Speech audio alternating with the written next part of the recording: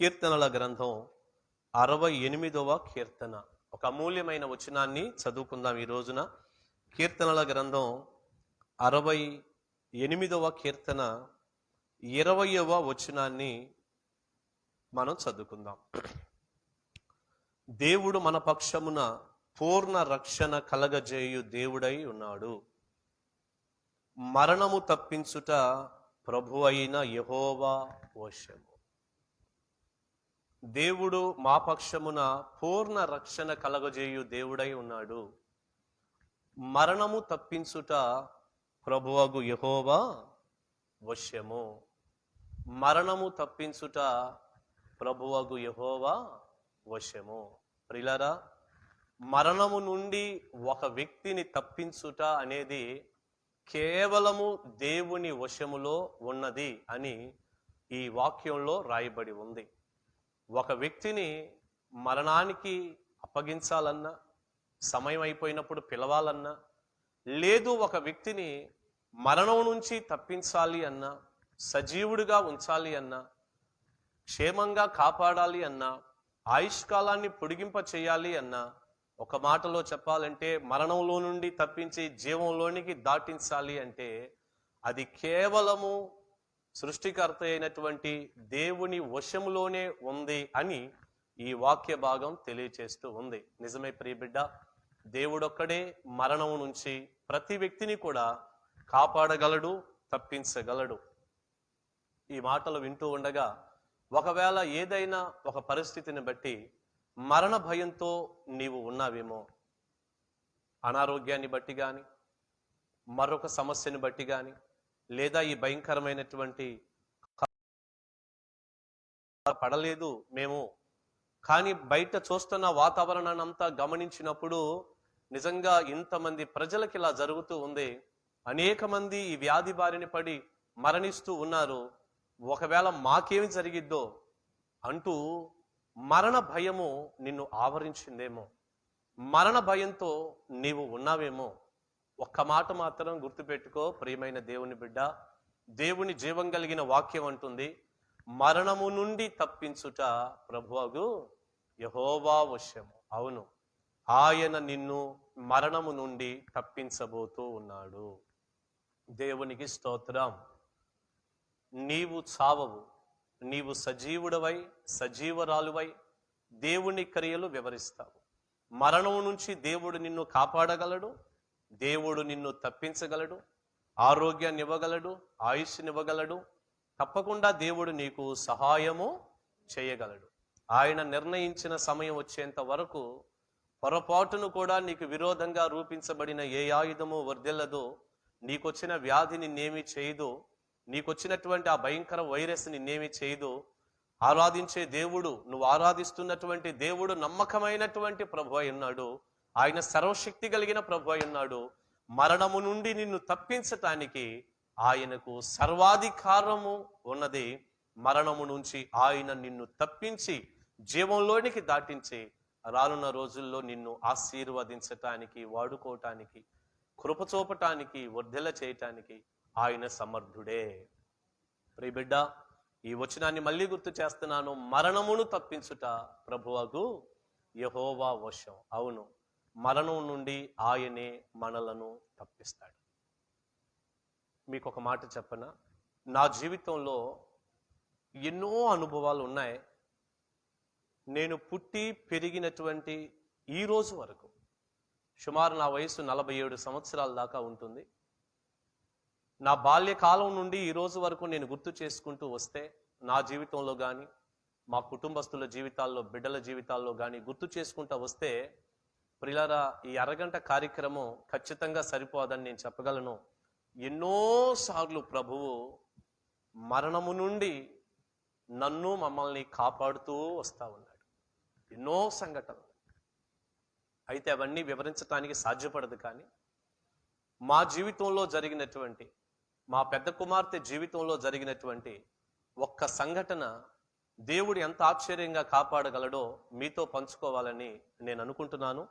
దయచేసి శ్రద్ధగా ఈ మాటలు వినండి. చూడండి, సరిగ్గా ఇదే సంవత్సరం 2021వ ఈ సంవత్సరంలో గడిచిన 2 నెలల క్రితం, అంటే మార్చి నెలలో కాస్త ఇక్కడ మా ఇంటి ముందు అప్పటి వరకు సిమెంట్ రోడ్లు లేవు, మట్టి రోడ్డే ఉంది. అయితే ఈ పంచాయతీ వాళ్ళు ఈ మధ్య ఎలక్షన్లో గెలిచినప్పుడు వాళ్ళందరూ కూడా ముందుకొచ్చి కాస్త అడ్డబజార్లుగా సిమెంట్ రోడ్డు మా ఇంటి ముందు వేశారు. ఈ సిమెంట్ రోడ్డు వేస్తూ ఉండగా మా ఇంటికి ముందు ఒక కరెంటు స్తంభం ఒకటి ఉంది. మా ఇంటి ఎదురుగా రైట్ సైడ్లో ఒక కరెంటు పోల్ ఒకటి ఉంది, ఒక లైట్ పెట్టి ఉంది దానికి. ఇప్పుడు ఈ సిమెంట్ రోడ్డుకి అడ్డం రావటాన్ని బట్టి ఆ పోల్ తీసి కొంచెం మా ఇంటికి లెఫ్ట్ సైడ్లో వేయాల్సిన అవసరత ఏర్పడింది ఆ రోడ్డు వేయటాన్ని బట్టి. అప్పుడు గవర్నమెంట్ వారు ఏం చేశారంటే, ఆ ఎలక్ట్రీషియన్ వాళ్ళందరూ కూడా, ఆ కరెంటు పనిచేసే వాళ్ళందరూ వచ్చి లైన్ ఆపారు, కరెంట్ అంతా ఆపేశారు, మిషన్ తీసుకొచ్చారు. ఇక్కడ ఉన్నటువంటి కరెంట్ స్తంభాన్ని తీసి, రైట్ సైడ్లో ఉన్న స్తంభాన్ని తీసి మా ఇంటికి లెఫ్ట్ సైడ్లో ఎక్కడైతే వాళ్ళు వేయాలనుకున్నారో అక్కడ వేశారు. కరెంటు లేదు. ఆ వర్క్ అలా జరిగిపోయింది. ఈలోపు మెల్లిగా వాళ్ళు కట్ చేసినటువంటి వైర్లు మెయిన్ లైన్ అంతా దానికి ఇవ్వటం, మా ఇంటిది కూడా కట్ చేశారు కాబట్టి ఇంటి లైన్ దానికి ఇస్తా ఉన్నారు, మెయిన్ లైన్ ఆ పోల్ నుంచి వేరొక పోల్కి ఇస్తూ వాళ్ళ వరకు వాళ్ళు చేసుకుంటున్నారు. ఈలోపు మేమేం చేసామంటే, కరెంటు స్తంభాన్ని వాళ్ళు మార్చటాన్ని బట్టి మెయిన్ లైన్ కూడా మా ఇంటి వెనక భాగం నుంచి వేరొక పోల్కి తీసుకోవాల్సి వచ్చింది లైన్మెన్స్. అప్పుడు అది ఆ వైర్ అలా తీసుకుంటూ ఉండగా ఒక చిన్న ఇబ్బంది, అంటే ఆటంకం కొంచెం కలిగింది. ఎట్లా అంటే, మా ఇంటి పైకి 2 అంతస్తుల బిల్డింగు మాది, కింద హౌస్ ఉంది, చర్చి ఉంది. చర్చి పైన ఒక లైట్ ఒకటి పెట్టాం. మనం ఎవరైనా పెట్టుకుంటాం కదా, ఒకే ఐరన్ పైపుకి 2 లైట్లు వస్తాయి, బయటకు ఒకటి కనపడేటట్టును, లోపల ఒకటి ఆ పైన ఉన్నటువంటి స్లాబ్కి ఒకటి కనపడేటట్టు, పైన కూర్చున్నప్పుడు కనపడేట్టు ఒకటి ఉంది రీడ్ చేసుకోవటానికి, బయట రోడ్డు మీద కనపడేట్టు ఒకటి, ఒకే ఐరన్ పైపుకి 2 లైట్లు ఉండి కలెక్షన్ దానికి గతంలో ఎప్పుడూ ఇచ్చి ఉన్నాం. లైట్లు వేస్తే వెలుగుతూ ఉంటాయి. ప్రియులారా, కింద నుంచి మా పాస్టర్ గారు దానికి ఒక చెట్టు ఒకటి అల్లించారు. పైకి ఇలా పాక్కుంటే వెళ్ళే పూల చెట్టు ఒకటి అల్లిస్తే, గత 1 సంవత్సరం పైనుంచే 2 సంవత్సరాల నుంచి అది ఉంది. మెల్లిగా ఆ చెట్టు పైకి వెళ్ళి బాగా గుబురుగా అయిపోయి ఈ లైట్ చుట్టూ కూడా అది అల్లుకుంటూ చక్కని పూలు పూస్తూ చాలా బాగుంటుంది. మేము కూడా సంతోషించాం, అలా ఉంది. అయితే ఇప్పుడు ఈ లైను మెయిన్ వైరు మా ఇంటి వెనక నుంచి వేయటాన్ని బట్టి కొంచెం ఆ చెట్టు, కొంచెం ఆ పూల చెట్టు ఆ వైరుకి అడ్డం వస్తూ ఉంది. అప్పుడు మేము తప్పనిసరి పరిస్థితుల్లో కింద ఆ చెట్టుని తొలగించాల్సిన అవసరత ఏర్పడింది. ఆ అవసరత ఏర్పడినప్పుడు కింద ఆ చెట్టుని మేము తొలగించాము. ఆ చెట్టు తొలగించేసిన తర్వాత ఇక దాంతో పని లేదు కదా, అది ఉన్నా కూడా ఉపయోగం లేదు. అప్పటికే కొంచెం వడబడుతున్నట్టు ఉంది ఆ చెట్టు, ఆల్రెడీ తొలగించాము. ఇక అది అవసరత లేదు కాబట్టి మేమేం చేసామంటే, మా పెద్ద పాపని, మాకు దగ్గరలోనే ఓ పాస్టర్, మాకు సన్నిహితంగా ఉండేటటువంటి ఒక సహోదరిని, ఇద్దరిని ఇచ్చి పైకి వెళ్ళి కొంచెం ఈ చెట్టు కట్ చేసి కింద పడేసి మొత్తం కొంచెం శుభ్రం చేయటానికి పంపిస్తే, వెంటనే వీళ్ళిద్దరు వెళ్ళి మేము ఈ కట్ చేసిన చెట్టుని కిందకి లాగేసాము. పైనుంచి వాళ్ళు పడేశారు. మొత్తం వాళ్ళంతా కూడా శుభ్రం చేశారు, అయిపోయింది. పిల్లలు ఇక మేము అయిపోయింది అనుకున్నాము, బాగానే ఉంది అక్కడికి. అయితే ఈ లోపు ఏం జరిగిందంటే, మా పెద్ద పాప మాకు చెప్పకుండానే ఆ పంపించిన వేరే సహోదరి కిందకు వచ్చేశారు. మా పాప కూడా ఇక పైన మామూలుగా పని అయిపోయింది కదా, ఏ ప్రేయర్ చేసుకుంటుందేమో అనుకున్నాం మేము సాధారణంగా. పాప ఏం చేసిందంటే, ఇప్పటి వరకు ఈ చెట్టు అల్లుకొని కొంచెం ఎండిపోయి అట్లా ఇట్లా ఉండటాన్ని బట్టి కొంచెం గోడ కానీ పైపులు కానీ కొంచెం నల్లగా ఉన్నాయి, కడుగుదామన్నటువంటి ఒక ఆలోచన, ఒక పొరపాటు తలంపుని దుష్టుడు కలగచేశాడు. మాకు తెలియదు, మేము కిందుండి ఈ లైన్ అంతా లాగుతూ ఉన్నారు, ఈ స్తంభాలు అటు ఇటు తీస్తూ ఉన్నారు, ఇక ఈ వర్క్ అంతా జరుగుతూ ఉంది కింద. మేము ఉండి కొద్దిగా చూసుకుంటూ జాగ్రత్తగా ఆ వైర్లు లాగిస్తూ అలా ఉన్నాం. పైన మా పాప ఏం చేసిందంటే, చక్కగా బకెట్లో అన్ని నీళ్లు తీసుకొచ్చి డబ్బా తీసుకొచ్చుకొని ఒక తడి క్లాత్తో శుభ్రంగా ఈ కరెంటు పైపును కూడా మొత్తం కూడా కడుగుతూ ఉంది, ఆ గోడంతా కూడా శుభ్రం చేస్తూ ఉంది. పిల్లలు, అంతకుముందు చెట్టు అల్లించడాన్ని బట్టి కొంచెం ఈ గాలి వాతావరణానికి ఆ చెట్టు బాగా లాగేసేసరికి ఆ పైపు అటు ఇటు తిరిగి ఉంది గతంలోనే. అప్పుడు ఈ పైపు జాయింట్ దగ్గర ఆ గోడ మీద ఉన్నటువంటి వైరు కట్ అయి ఉంది, మాకు కూడా తెలీదు. మొత్తానికి ఈ చెట్టు తీసేశాక పైపును సరిచేసి మొత్తం కడుగుతూ బిడ్డ ఉండగా మాకు తెలీదు, తడి క్లాత్తో కడుగుతూ ఉంది. కింద నీళ్లు, కిందంతా కూడా నీళ్లు, చెప్పులు కూడా వేసుకోలేదు. ఆ నీళ్ళల్లోనే మా పెద్ద తల్లి 2 కాళ్ళు పెట్టేసి ఒక చేత్తో ఆ ఐరన్ పైపుని పట్టుకొని మొత్తం నీళ్లు పోసి మొత్తం గోడను కానీ ఆ పైపును కానీ ఇలా కడుగుతూ ఉంది. మరి ఈలోపు ఆ కింద వర్క్ అయిపోయింది కదా అని చెప్పి లైన్ వేయడానికి లైన్ మ్యాన్ వెళ్ళారు. నాకు వెళ్తూ చెప్పెళ్ళారు, లైన్ వేసేస్తాం పాస్టర్ గారు అన్నారు. వేయండి అని మేము చెప్పాము. ఈ సంగతి నాకు తెలియదు కాబట్టి ప్రియులారా వెళ్ళి మెయిన్ లైన్ వాళ్ళు ఆన్ చేశారు. మీరు ఆలోచించి చూడండి, మెయిన్ లైన్ ఆన్ చేశారు. వాస్తవంగా స్విచ్ వేయిపోతే కరెంటు రావటానికి వీలు లేదు, కట్ అయినా కూడా. అయితే వీళ్ళు ఈ తీగలు మార్చే క్రమంలో మా ఇంటి వైర్లు ఎప్పుడైతే ఈ రైట్ సైడ్ ఉన్న స్తంభం నుంచి తీసి మరలా లెఫ్ట్ సైడ్ స్తంభం పాతిన తర్వాత ఆ వైర్లు తీసుకెళ్లి ఆ లెఫ్ట్ లో పాతిన ఆ స్తంభాన్ని కలెక్షన్ ఇచ్చారో, అటు ఇటు రాంగు కలెక్షన్ పడింది పొరపాటున. చూడండి ఎంత పెద్ద ప్రమాదం. రాంగు కలెక్షన్ పడింది. ఆ రాంగు కలెక్షన్ వల్ల జరిగింది ఏంటంటే స్విచ్ వేయకుండా కూడా కరెంటు డైరెక్ట్ గా వచ్చేటటువంటి కలెక్షన్ అక్కడ పడటం జరిగింది. అది వాళ్ళు గమనించుకోలేదు, మాకైతే అసలు తెలియదు. ఈలోపు పాప నీళ్ళలోనే నిలబడింది. ఆ నీళ్ళ డబ్బా పట్టుకొని ఆ క్లాత్ తీసుకొని నీళ్లు పోసుకుంటే అదంతా కూడా పైపుని అంతా కడుగుతూ ఉంది. ఒక ఐరన్ పైపుని అలా చేత్తో పట్టుకొని ఉంది. ఆల్రెడీ వైర్ కట్ అయిపోయి ఐరన్ పైపుకి అతుక్కొని ఉంది. ఈలోపు వెళ్ళి వాళ్ళు మెయిన్ వేశారు. ప్రియులారా, ఎప్పుడైతే మెయిన్ వేసి కరెంట్ వచ్చిందో వెంటనే మా పాప పైనుండి పెద్దగా అమ్మా అమ్మా అంటూ చాలా పెద్దగా కేకలు పెట్టింది.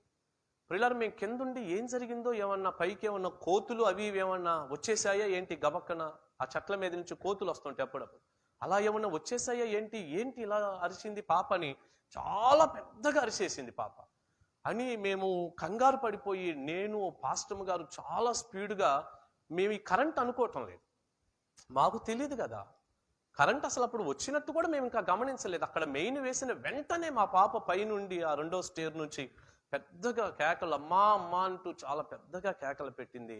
మేము పరిగెత్తుకుంటూ చాలా భయంతో, నేను చాలా స్పీడ్గా పరిగెత్తుతూ ఉంటే నా వెనక వస్తున్న పాస్టమ్ గారు ఈలోపు మీటర్లో కరెంటు చూసి, అమ్మో కరెంట్ వచ్చేసింది మీటర్లోనికి, పిల్ల ఇప్పుడు దాకా ఆ పైపు దగ్గర ఉంది కదా అన్న మాట చెప్పినప్పుడు, రే బిడ్డ గుర్తుపెట్టుకోండి, నేను పై దాకా వెళ్ళి పాప దాకా వెళ్ళే లోపు ఒక్క చర్చిలోకి వచ్చాను, ఇంకా సగం మెట్లు ఎక్కాలి, నా పై ప్రాణం పైనే పోయినంత పని అయిపోయింది. కరెంటు అనే మాట ఎప్పుడైతే కింద నుంచి ఆ సౌండ్ మా పాస్టర్ గారు చేశారో చాలా బాధ వచ్చేసి, ఏమైందమ్మా అంటూ నేను కూడా పరిగెత్తుకుంటూ వెళ్ళాను. మా పాస్టర్ గారు కూడా నా వెనక ఏడుస్తూ కంగారు పడుతూ చాలా స్పీడ్గా, అసలు మేము పైకి ఎలా వెళ్ళామో మాకు తెలియదు.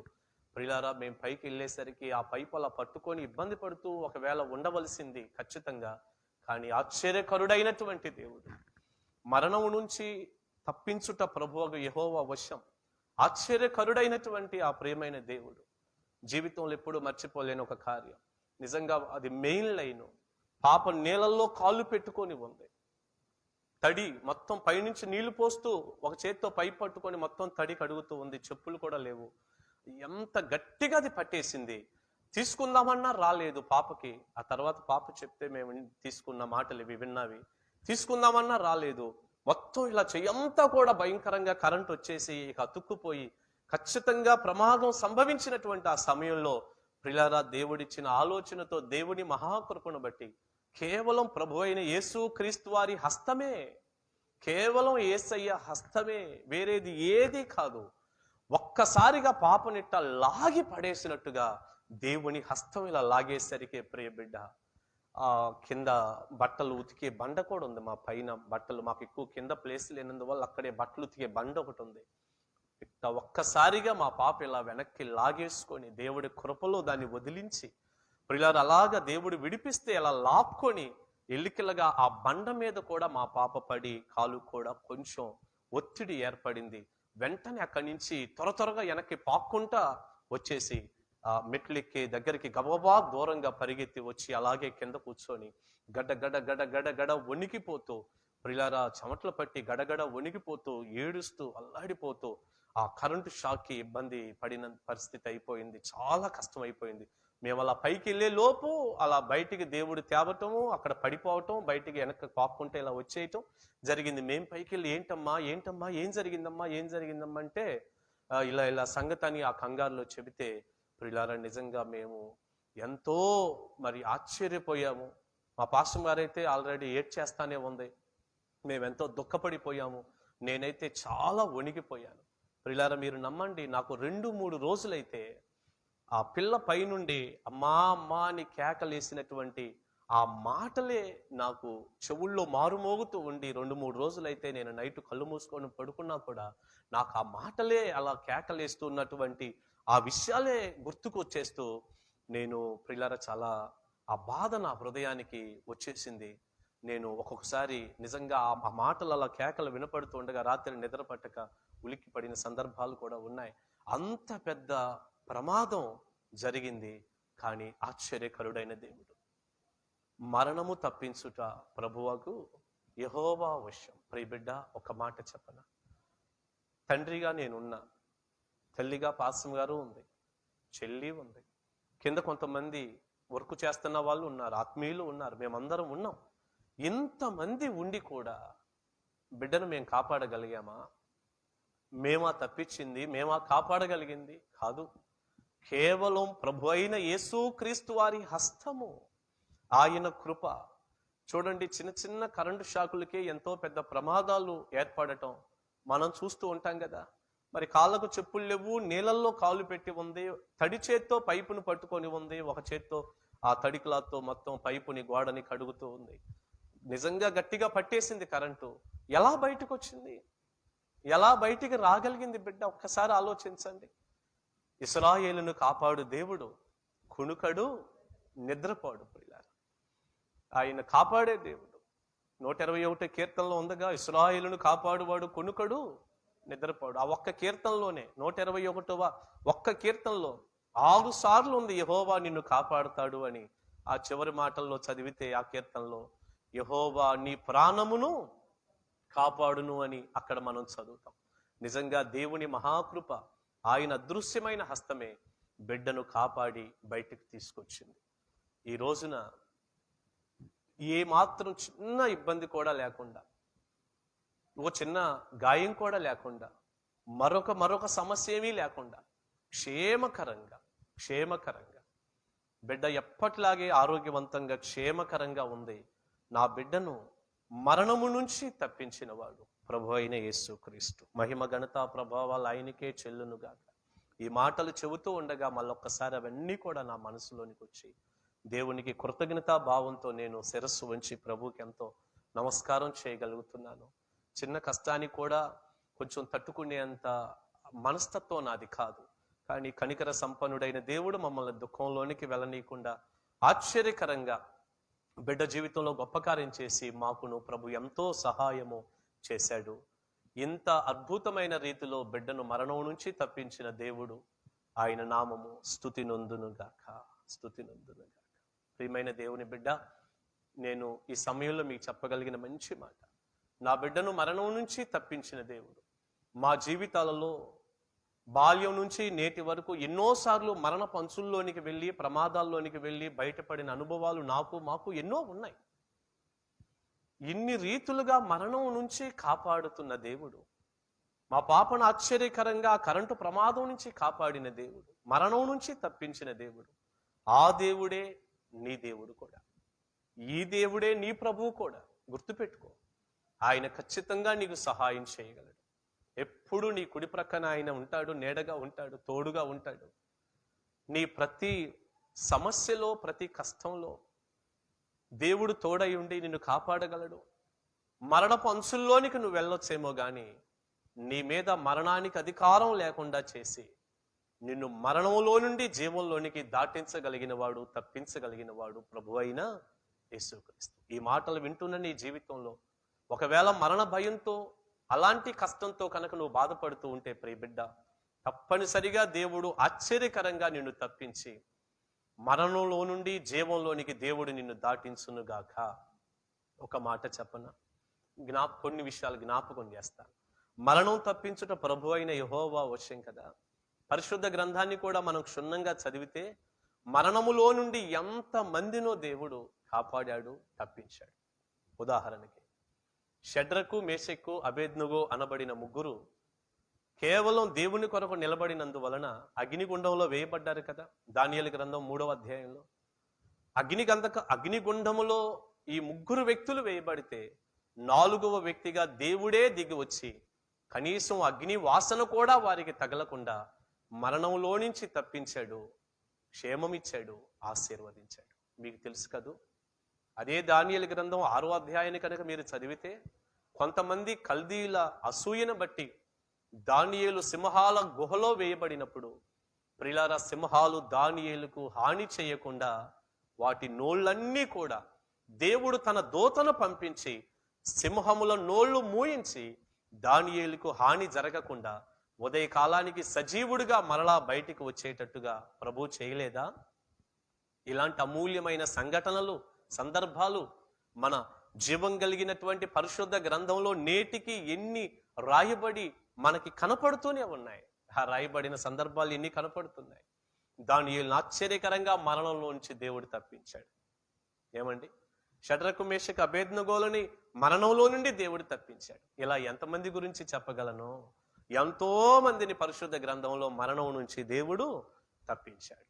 సరే, క్రొత్త నిబంధనలో పౌలు యొక్క అనుభవం ఒక్కసారి చూద్దామా? ఒక 2-3 రెఫరెన్సులు చదివి నేను ప్రార్థన చేస్తాను. చూడండి ఈ మాట. దైవజనుడైన పౌలు కొరింథీయులకు రాసినటువంటి 2వ పత్రిక 1వ అధ్యాయం. మీరు కూడా వాక్యాన్ని దయచేసి చూసుకోండి. దైవజనుడైన పౌలు కొరింథీయులకు రాసిన 2వ పత్రిక 1వ అధ్యాయం 8 నుంచి కొన్ని మాటలండి. సహోదరులారా, ఆసియలో మాకు తటస్థించిన శ్రమను గూర్చి మీకు తెలియకుండుట మాకిష్టము లేదు. అదేదనగా మేము బ్రతుకుదమను నమ్మకము లేక ఉండునట్లుగా. చూడండి, అంటున్నాడు దైవజనుడైన పౌలు, ఆసియలో మాకు తటస్థించిన శ్రమను గూర్చి మీకు తెలియకుండుట మాకిష్టము లేదు. అదేదనగా మేము బ్రతుకుదము అనే నమ్మకము లేక ఉండునట్లుగా మా శక్తికి మించిన అత్యధిక భారము వలన కృంగిపోతిమి. మరియు మృతులను లేపు దేవుని యందే గాని.